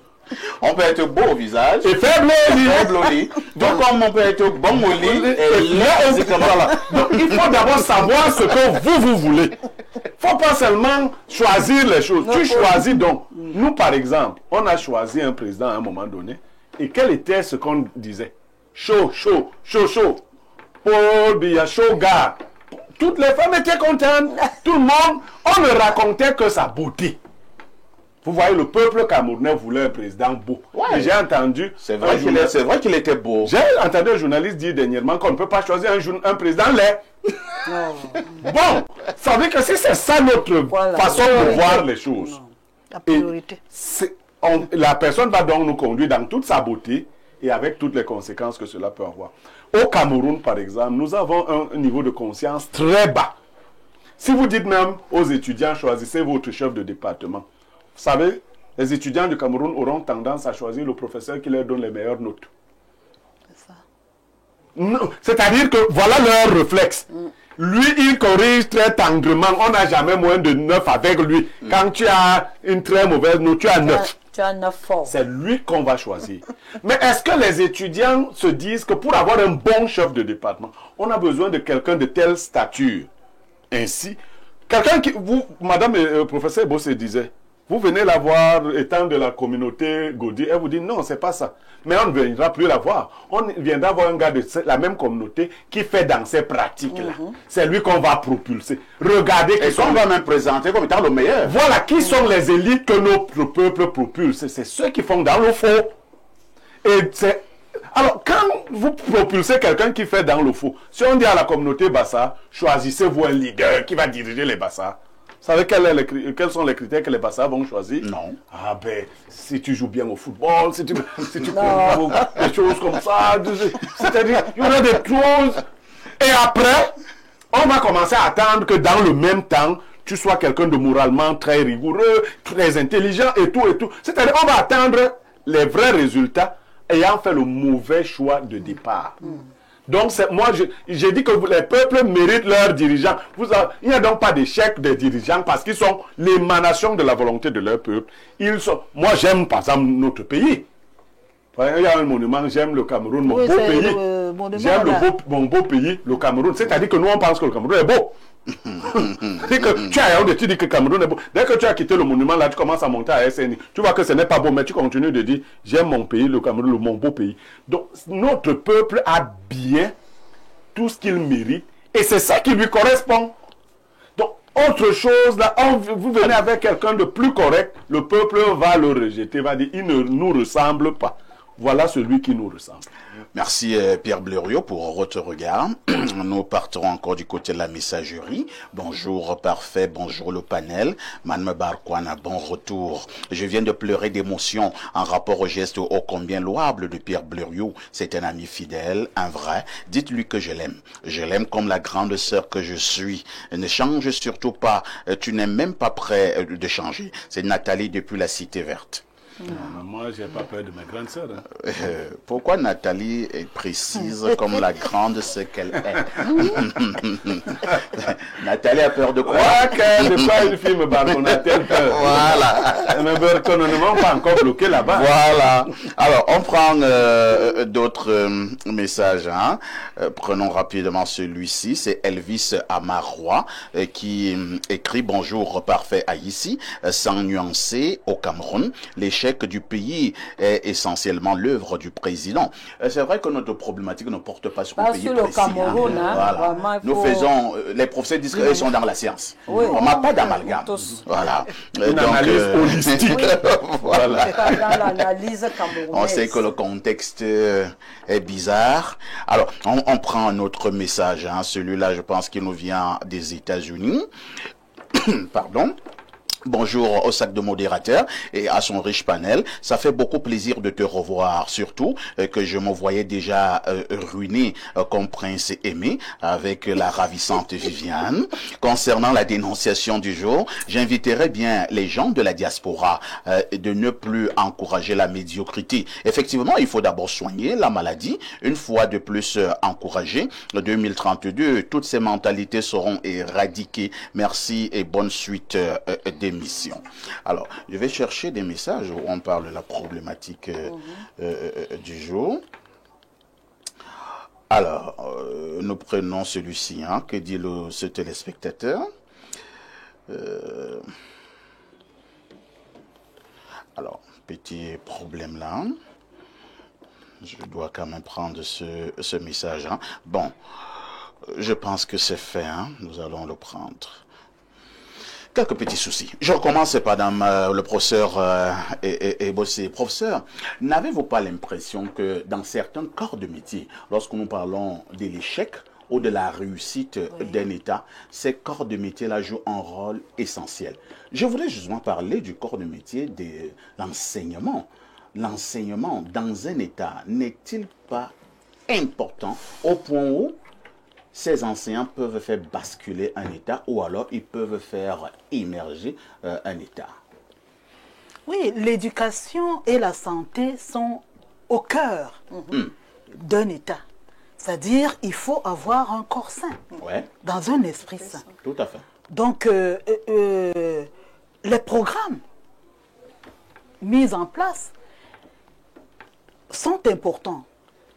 Mais il faut faire la différence entre un pays dominé, c'est-à-dire à une posture néocoloniale, et un pays qui dit occidental ou enfin, bref, qui n'a pas les préoccupations des pesanteurs liés à l'histoire. Donc, ce que tu dis m'amène justement à dire que l'école du comment, c'est-à-dire l'école fonctionnelle, et l'école du pourquoi, c'est-à-dire on s'interroge sur son environnement, comment faire pour le transformer, sont des piliers de programme de la formation des enfants d'un pays, de la patrie. Qu'est-ce que ces enfants iront faire? Mais quand on reste dans le citacisme, c'est-à-dire la répétition, la récitation, on ne transforme pas, on ne s'interroge pas. Tout ce qui intéresse les gens, c'est les enfants. Les enfants me disent, à l'école normale, professeur, on valide d'abord, on va comprendre après. Moi. Et ou alors quelqu'un me dit, un autre étudiant me dit, tu ne peux pas me donner ton bord là. C'est-à-dire le cours que moi j'ai préparé, les cours que je prépare pour l'année scolaire, la personne veut avoir ça en 5 minutes. C'est pour revenir par rapport à la mentalité de tout à l'heure, vous parlez. Donc, l'école du pourquoi, c'est elle qui aide à transformer la société, parce qu'elle transforme déjà l'individu dans son environnement et crée une osmose entre l'homme et son environnement, l'homme et la société. Mais l'école du comment, c'est-à-dire, je dois faire comment pour m'en sortir, pour se développer. Et le professeur de regretter mémoire, le professeur André Vaisseau, dans son ouvrage sur l'école au Cameroun, avait très bien élaboré cela. Donc, effectivement, les citoyens que vous produisez, qui sortent de l'école, impactent justement, puisque c'est elle qui occupe les responsabilités. Donc, il faut revoir, et là je rejoins Blériot, il faut donc revoir la place de ce citoyen, ses relations avec ce qu'on appelle l'État là. Est-ce que c'est un lieu de prédation ou un lieu de transformation? Ça, c'est très important. L'État, pour lui, c'est quoi? C'est une mangeoire? C'est un lieu où on va se défouler, où on va revoir toutes ces frustrations. Si tes parents étaient pauvres à la base, maintenant, tu te bats pour être là-bas, pour changer. Et je tiens donc à rappeler aux gens que si ta base, au départ, vous étiez pauvre, même si tu amasses l'argent de l'État n'importe comment, ça ne peut pas changer ta situation. Parce que ça se passe dans la tête de quelqu'un. Car ce que tu as vécu dans ton enfance se passe dans ta tête. Et je parle sous justement un psychologue qui est là. On ne peut pas, you cannot wash your brain at that level. Tu ne peux pas. Donc, amasser, ça ne change rien. Si tu allais à pied, ça ne change rien. Parce que c'est dans ta tête que ça se passe. Très bien. Voilà. C'est compris. Hein? Autre préoccupation, jolie analyse. Tu n'es pas mon ami ni mon frère, mais tu m'aides à atteindre mes objectifs. C'est comme ça qu'un peuple doit penser avant de choisir son dirigeant. Autre message ce jour, nous prenons cette autre préoccupation. Bonjour El Perfecto et surtout bon retour. Perfecto, lorsqu'un pays s'élève, ses citoyens tournent leur regard vers un seul homme, le président. On chante ses louanges, comme on a célébré Paul Kagame pour la renaissance du Rwanda, ou Muammar Kadhafi pour l'âge d'or pétrolier de la Libye. Leurs noms deviennent synonymes de victoire, leur visage l'emblème d'un peuple redressé. Mais lorsque l'édifice chancelle, lorsque la France sous Emmanuel Macron semble glisser vers une régression morale et sociale, pourquoi hésiterions-nous à pointer du doigt ce même homme? Et des exemples dans les deux cas, il y en a des tas. L'échec d'un pays n'est pas une fatalité anonyme, il est la somme des choix d'un homme qui, par sa fonction, a juré de les assumer. Camus, dans sa méditation sur la révolte, nous met en garde contre cette dispersion de la responsabilité. Si chacun est coupable, alors personne ne l'est. Et si le président est le phare des triomphes, il doit être par une justice élémentaire, le gardien des naufrages. Bonjour à mon père putatif, Castou, c'est Louric. C'est ça. Ça, c'est ma thèse, ça. Professeur Ebo, ce garçon, il a 20 ans. Oui. Celui qui écrit là. Oui, oui. Aux Ambienés, hein. La valeur le nombre d'années. C'est ça. Qu'est-ce que c'est bien dit? Alors, nous partons du côté de Bafia, où Nelson a choisi également de donner son avis ce matin. Qu'est-ce que Nelson de Bafia nous dit? Alors, petit problème avec notre connexion. Oui. On repasse la parole au docteur, au professeur. Oh là là, je vous ramène en quelle période là? Non, nous sommes tous des docteurs à la base. C'est ça. Donc, il n'y a pas de problème. Parlons un peu du rôle des hommes politiques. Quand nous parlons de l'échec ou alors de la réussite d'un État, n'avez-vous pas également l'impression que les hommes politiques jouent un rôle important, même au niveau de la formation de leurs militants? Quel est le rôle des hommes politiques quand nous parlons de l'échec ou de la réussite d'un État? Oui, disons que les hommes politiques ont un rôle central dans l'éducation, dans la transformation mentale de leurs militants. Et le plus souvent, le président, puisqu'on parle de lui, lorsqu'il est porteur d'un programme, il n'a pas élaboré seul. Il ne peut pas s'asseoir seul chez lui, élaborer un programme. C'est souvent les erreurs que commettent beaucoup d'hommes politiques. Il doit avoir déjà presque un gouvernement déjà mis en place. Et chaque secteur devrait faire des propositions allant dans le sens de transformer, allant dans le sens d'impulser un réel développement, une réelle croissance. Mais malheureusement, le plus souvent, soit ils sont mal entourés, soit ils ne sont pas entourés de bonnes personnes. Soit également, ils croient qu'ils sont des divins pour réfléchir. Ils n'écoutent pas les conseils. Pour réfléchir dans tous les secteurs, ils ne sont pas des divins. Moi, je m'amuse souvent à dire aux gens, ce n'est pas parce que je suis psychologue que je défends la psychologie. Il y a trop de psychologues lorsqu'on essaie de voir l'équipe de campagne des vrais hommes politiques. Il y a des psychologues parce qu'au jour d'aujourd'hui, le plus réel problème des nations et des pays africains, c'est beaucoup plus un problème de mentalité. Vous allez vous rendre compte que les pays qui sont aujourd'hui vus comme les miroirs, comme les pays allant vers la réussite, sont des pays qui ont mis en place un système de transformation des mentalités. Un vrai système de transformation des mentalités. Lorsque les mentalités vont rester constantes, les choses vont rester constantes. Le professeur Ebo le disait en parlant de l'éducation, un corps sain, un esprit sain dans un corps sain. L'éducation, nous les enseignants, on a un rôle crucial à jouer dans la transformation des mentalités. Parce que mon maître aimait à me dire, à l'école primaire, si votre fils de la CIL, qui a la CIL ou au CP, son maître lui dit, rentre chez toi, tu prends le pétrole, tu verses dans toute la maison, tu mets le feu, il va le faire. Il va le faire. Il va le faire. Bon, nous avons un rôle, l'enseignement, les enseignants que nous sommes avons un rôle sérieux, un rôle crucial à jouer. C'est nous qui devons protéger la société des dérives, protéger la société de tout ce qui a corrompu sa mentalité. Lorsqu'on n'en arrivera pas, on restera toujours dans cet enfermement. Les hommes politiques devaient comprendre ceci. Être homme politique, c'est d'abord être charismatique.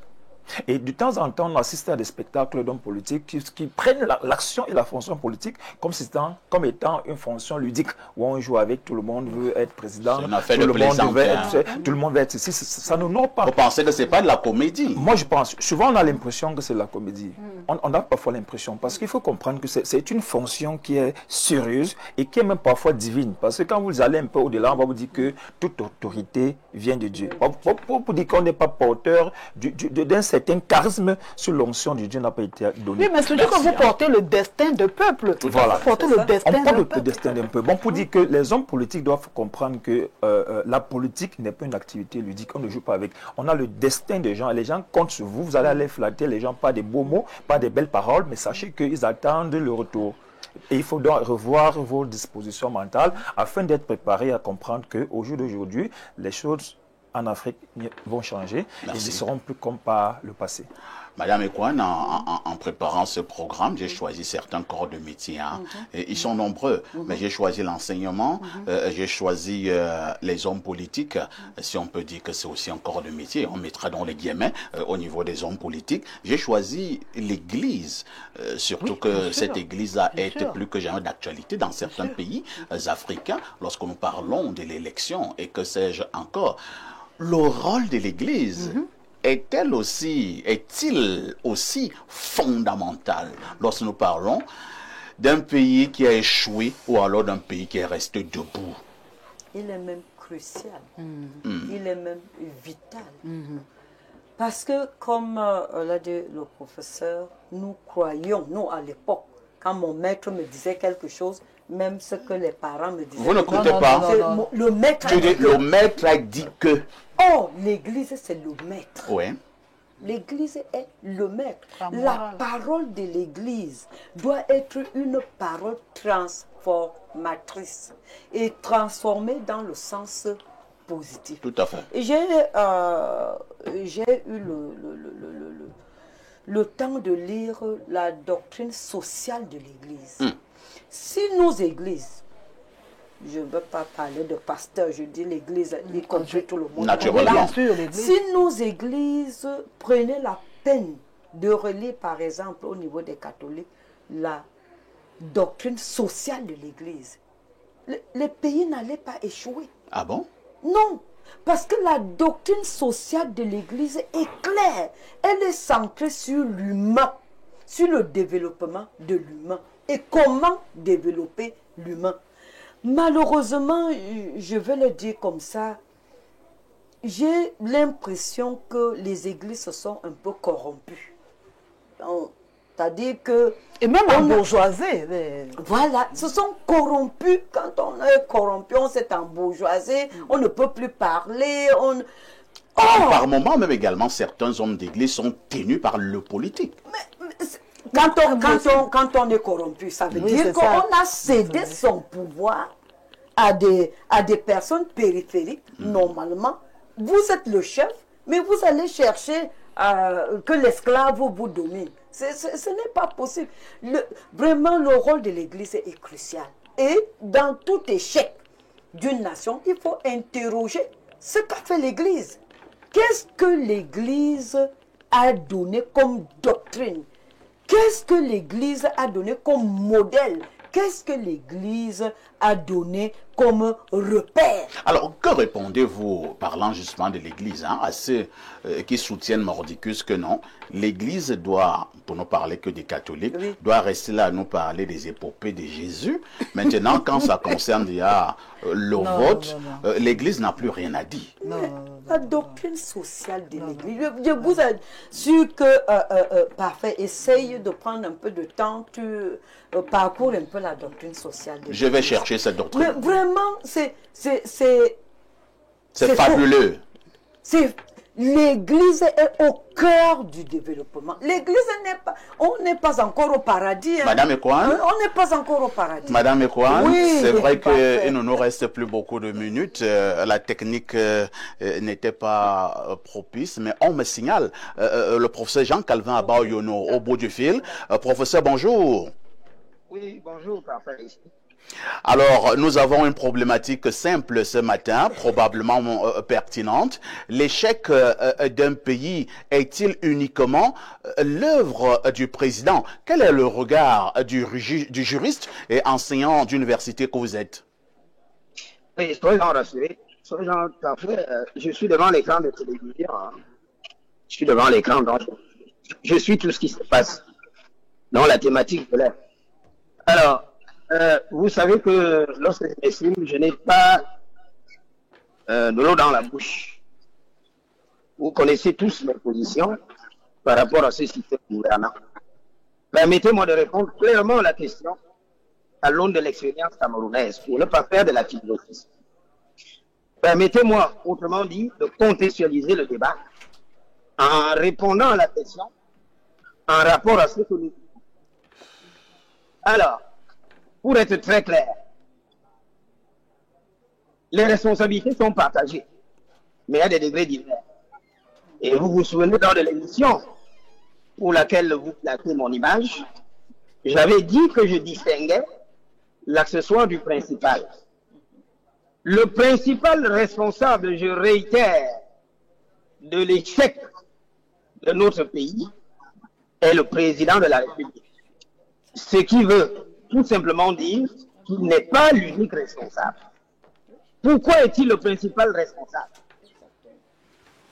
Et je vous convie à la lecture de l'article 5 de la Constitution, qui établit sa responsabilité, qui permet de juger toute l'étendue des dégâts dont il est responsable. L'article 5, alinéa 2 de la Constitution, fait de lui l'élu de la nation tout entière. Ça veut dire que ce soit qui lui ont accordé ses votes ou ceux qui ne lui ont pas accordé ses votes, il est notre président. L'alinéa premier de cet article 5 fait de lui le chef de l'État. Ça veut dire que c'est lui qui répond. C'est lui qui dirige cet État. Si on dédouane le chef d'État, il y a quelque chose qui ne va pas. C'est d'autant plus. Dans l'alinéa 3, il est clairement dit que c'est lui qui définit la politique de la nation. Donc sur ce point-là, en me basant sur le constat de réalité, l'échec lui incombe principalement. D'ailleurs, vous constatez que vous avez tenté de m'appeler par voie WhatsApp, ça n'a pas donné dans un pays où le Wi-Fi ne fonctionne pas. À qui la faute? Ce n'est pas la faute du peuple. Comme je l'ai donc dit, le principal responsable, c'est lui. parce qu'il ne joue pas son rôle. L'échec, c'est lui qui emporte la principale responsabilité. Maintenant, ses collaborateurs ne sont pour autant pas dédouanés. J'en veux pour preuve, c'est avec beaucoup de satisfaction que je vous vois réapparaître à l'antenne. J'avoue que j'avais été affligé. Pourquoi est-ce que je parle de ces collaborateurs? Le Conseil national de la communication est partisan. J'avais suivi toute l'émission pour laquelle on vous a sanctionné et je ne vois pas la faute que vous avez commise.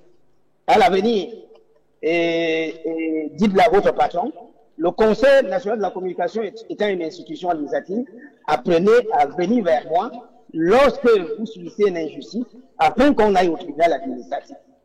S'agissant justement de ce Conseil national de la communication, qui n'aide pas le chef de l'État dans son rôle de régulateur des médias.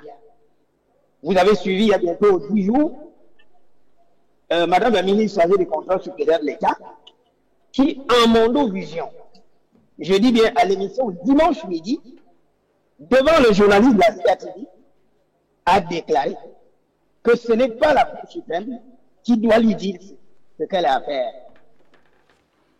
Elle a pour boss le président de la République. Mais le présentateur de dimanche midi ne l'a pas recadré. Tout simplement parce qu'il s'agit de la CATV. Vous voyez donc, voilà une institution étatique qui n'aime pas le président de la République à faire son travail. Et à la suite de ça, toujours pour indexer les collaborateurs du président de la République, je puis vous attester que j'ai directement appelé le DG de la CATV afin qu'il me permette d'apporter la contradiction dans une émission comme Actualité Hebdo. Parce que ce sont les chaînes libres comme vous, Equinox et autres et tout, qui nous donnent la parole. Je vous assure que j'ai été ahuri lorsque le DG de la CATV m'a répondu ceci: professeur, vous savez ce que c'est que la CATV. Il y a des choses qui ne s'y disent point. Comme pour dire qu'on n'a pas besoin de voix discordantes. La CATV, c'est le canton du R, le relais du pouvoir. Voilà des collaborateurs qui n'aident pas. Je prends un autre exemple. Nous, les universitaires. Alors, et là, les Blancs m'entendent. Notre milieu universitaire est sinistré.